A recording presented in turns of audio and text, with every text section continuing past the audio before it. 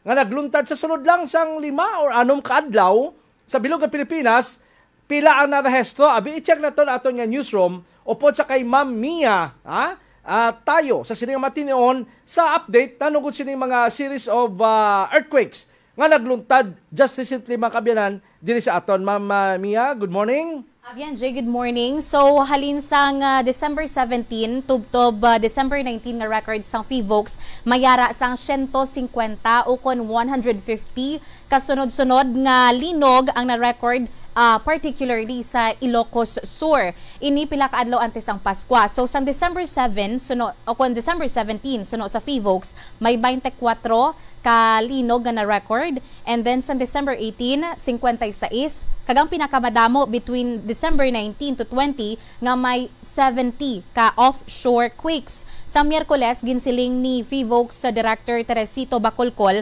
nga nagnubo na ang na-record nga pagtayog sa Manila Trench malapit sa Santa Catalina, Ilocos Sur. Ini as of December 25. Ini karon ang ginakahangawaan gihapon sang gobyerno naton, especially sa DILG man, kung sa diin na ginapapreparar nila ang anom ka mga rehiyon nga ginalakipan sang Region 1 nga ang Ilocos, ang Region 2 ang Cagayan Valley, Region 3 Central Luzon, Region 4A Calabarzon, Region 4B Mimaropa kag ang National Capital Region o kon NCR bangod sa asod-asod nga linog ginakahangawaan nga basi magtayog ang 8.4 magnitude nga linog nga posible man magdulot sang 10 meters nga kataason sang tsunami. And aside from Ilocos Sur, based man sa nakita naton nga record sa PHIVOLCS, padayon or asod-asod man ang pagtayog dira sa may Occidental Mindoro, sa Surigao del Norte, sa Davao, sa Agusan del Sur, kag sa Eastern Samar. So sa subong nga adlaw, ang notable dito nga magnitude nga nakita naton kainas ang kaagahon December 28 dito sa Surigao del Norte kung sa naglabot sa 5.6 magnitude ang linog. So usually ini ang mga lugar nga ang na-mention naton earlier, ini ang mga lugar nga ginatabuan sang linog because ara ini sila sa ginatawag nga Philippine Trench or ang sa Ilocos nga part is ang Manila Trench. So magambal kita kay bis sa pagpanalawsaw naton Abian J, ang tectonic plates, for example magsagidanay, ang trench naga-forma because of sagidanay. Kung ang duha ka plates sagidanay dira, may naga-form nga daw V-shape nga depression. So ang kadalumon sina amo man ina ang ginabasihan man kung nga ang dira malapit no dira, usually ang mga lugar malapit dira sa ginatawag nga trench makabatsyag sang mabaskog nga linog. So muna sa subong may ara kita nga Manila Trench no dito ayon sa Ilocos malapit sa Santa Catalina, and also ang Philippine Trench man kung saan ara man ang Davao, Agusan del Sur, and ang Surigao as well kung saan amo man na ang masamiman nga ginatayog sang linog. Abian na J. Abian miya gin example naton to kay sa PHIVOLCS ang fault sa idalom sang duta, no? Ando kalimbawa ya, amo na bino may tiles ikaw da nga flat, no tiles, tapos nag-crack na siya. Yes. So ang tiles, ang iya-crack do irregular na ang shape, di na tadlong. Yes. No? So pag crack ya sina, gaingod man sa gyapon. Galing kay kung maglinog, gahulag ina siya, amo na nagakos ang linog. Kung ano kada ko ang pagbuka ya dira, amo to hambal mo nga B-shape, ang padalom ya, no? Kung tanawon mo ang buka ang giha ya. Yes, yes. Giha. So kung magdako ang giha, mas kusog ang movement, mas kusog ang linog. Now, sige. Yes, Abian Jay, kaga ang na-mention man itong adman, no, nga ang because of ang duha ka plates nga mag-sampuk na gira, ang isa taas siya, and ang isa manubo. So, hindi sa halimbawa pa sa tiles, kung itong mo siya sa salog, siyempre tupong. Pag-crack ya, tupong yapon. Pero ini yung trench nga ini, o ang mga plates sa ilalim sa duta, why ga pa na rin may tendency nga ang crack ya nga pihak, masaka. Ang isa manaog, or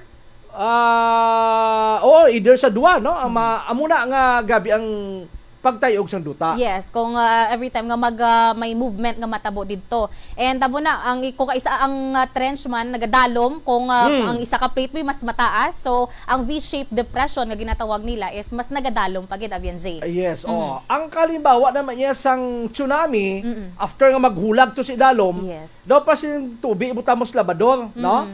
Tubig ibutamos labador. Tapos itulod mo gamay kay amo nang paglinog amo nang paghulag. Yes. So ang tilwa sang tubig amo nang example sang tsunami.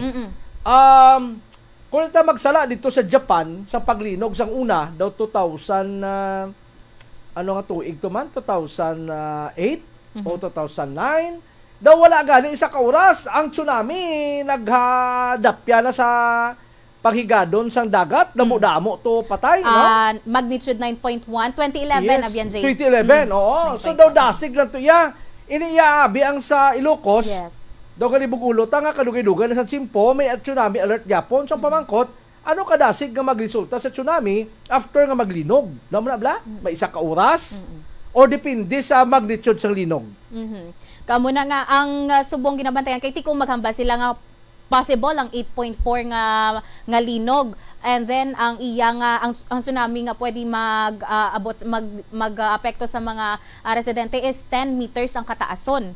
So amo na mabudlay nga especially ang mga kauturan nato nga dira sa coastal areas gid nga ti subong ang DILG naton ginapahatagan na nga dapat may evacuation centers nga ready, and ang ruta nila kung sa diin sila maagi just in case no mag-abot ining worst case scenario kung sa diin may 10 meters na kataason sa tsunami because of 8.4 magnitude nga linog, Abian J. So, ining Pacific Ring of Fire naman, daw ugat ni iya sa kung sa kahoy, bla mga ugat yaga palibot, amo ning halin sa New Zealand, agi sa may Papua New Guinea area, sa Marianas Trench, Philippines, Japan, hasta gito sa may Alaska, babaw, libot gid hasta gito sa may California, hasta sa Mexico. Amo na kalaba ining Pacific Ring of Fire nga sa diin ini siya makabyanan do ugat ini nga daw gaangot-angot sa mga bulkan nga dira ang kalayo nagagwa ti kung makita mo ligat to sa California naman to naglinog. So medyo ini mga palibot ini makabyanan amo ning balantayan no nga may tendency nga maglinog todo or mag-erupt ang mga bulkan sa palibot sini. Pacific Ring of Fire tawag nila. Oo. Yes, Abian J. So, amoy na padayon nga ginapaaligmat no sa aton gobyerno, especially ang mga na-mention kay ina nga anom ka rehiyon, and also bisan ng Western Visayas wala kita na ano diri, pero because of ang hambal mga isang Feebox earlier sa interview Abian J nga sa Antique may ara nga fault line. So importante gihapon nga mag-aligmat kita tanan diri sa Western Visayas. So ang fault line kag ang lupok sa bulkan sa kanlaon ay niilabot no, lain niya ang bulkan nga volcanic in origin, lain man ang tectonic in origin, nga sa fault line naghalin ang pag-cause ng linog. Natural paglupok sa bulkan may linog gid mabatyagan kiti siyempre ang impact halin sa dalom sang duta ibugaya pababaw amo na may linog. Okay, so abyan na Mia, madamo gyud salamat. Sige, sa mga biyan naton bantayan ang iban pagid nga updates diri no sa Feebox sa diri lang sa Facebook page sa Live Radio Iloilo. Abyan Mia tayo para sa balita na may integridad at prinsipyo, Live Radio.